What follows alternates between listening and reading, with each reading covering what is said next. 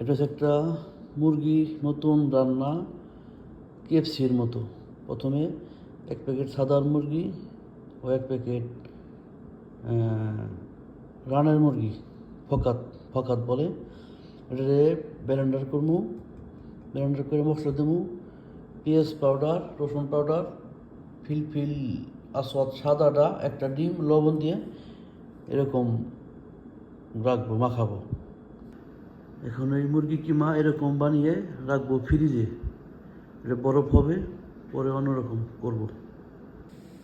তো সেইটা ফ্রিজে রাখার পর এটা এই যে বরফ হয়েছে, আইস হয়েছে। এখন এটা ফ্রাই করবো। এখন এখানে সস বানাবো।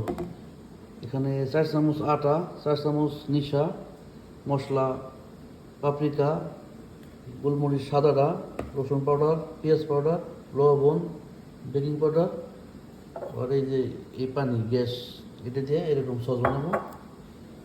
পরে একটু আটা এটা উঠে রাখবো। এখন ওই মুরগিগুলা এটার ভিতরে দিয়ে তারপরে ফ্রাই করবো।